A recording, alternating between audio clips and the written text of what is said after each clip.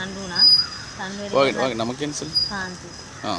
කාන්ති ගහගෙන නංගි රණ්ඩු වුණා. දෙන කුණු හරක තියාගෙන බැනගත්තා. එතනින් ඊපස්සේ ඉඳලා මම ගෙදර ගියා යන්න. මම අර කඩේ කළු වෙලා කඩේ මල්ලි කෙනෙක් ඉඳලා ඒ මල්ලි ඇහුවා අපේ ෆෝන් එකක් තියෙනවා ගන්නවද කියලා. අහන එක ඊට පස්සේ මහත්තයා ඇවිල්ලා මොකද දේශී මෙතන කරන්නේ ඔබට කියලා දෙනවා මං ඉන්න එපා කියලා. කියලා මං හේතුව මගෙන් ඇහිවෙත් නෑ මොකුත් නෑ මං කිව්වා සර් එතනයි මම රණ්ඩු නෑ හේතුව අහන්නේ නැද්ද වලඳ මට ගහන්නේ ඇයි කියලා අහනකොට මකට ගහගෙන ගියා.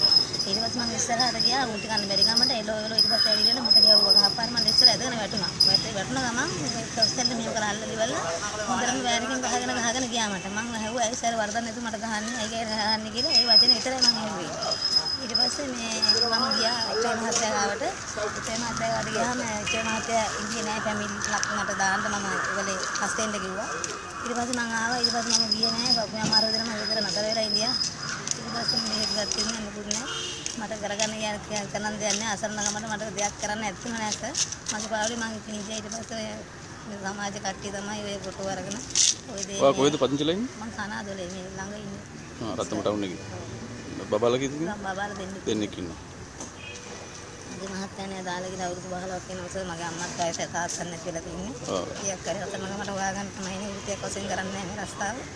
ඉතින් උසස් කුමාර සෑහෙන ගහපු එක තමයි මට අසාධාරණයක්. ඒ ගහපු තුවාල මොනවද තියෙනවද? නේ අපේ කියන වයර් පාරවල් තියෙනත් මෙයා දැක්කද පොට්ට ගෙඩිය වගේ නිල්ලලා තුන මගේ අතපය ඔක්කොම. සිද්ධිය කියනද පොඩ්ඩක්? සිද්ධිය කියන්නේ මෙතනට එන්න. මම ඔය උසාවිලා ආවේ. උසාවිලා ඇවිල්ලා මෙයා මට කතා කරා. මම කමන්ට කතා කරන්න එපා වුණා. මෙයාට කියලා මෙයා මට රණ්ඩු වුණා. ඌවා මේක කිව්ව අච්චර ගියාගෙන මට ඇත්තටම ලැජ්ජ හිතුණා. මම ඊට ගෙදර ගියා යන්න. ඊට පස්සේ මට ගාපු සිද්ධිය මන් දන්නේ නැහැ. එච්චර මන් දන්නේ. මේ මහත්තයා ඔරිස්සලත් මට කතා කරලා තියෙන අනවශ්‍ය දේ යන්න මම බෑ කිව්වට දවසක් රුපියල් 500ක් කිලෝ මගෙන් ජරාව අරක්කු බෝතලයක් අර බාග් කරලා අරන් දෙන්න කියලා මං කිව්වා මං හම්බ කරලා ඒ මහත්තයා මොකද ගහපු එක නමද? මොකක්ද යාගේ නම?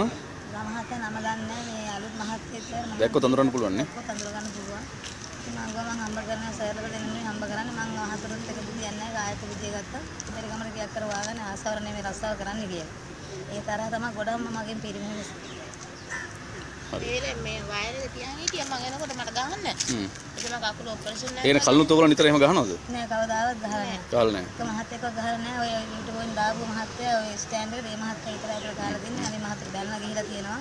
කවදාවත් ගහලා නෑ ඒක මහත්තයෙක්ව රතර වල.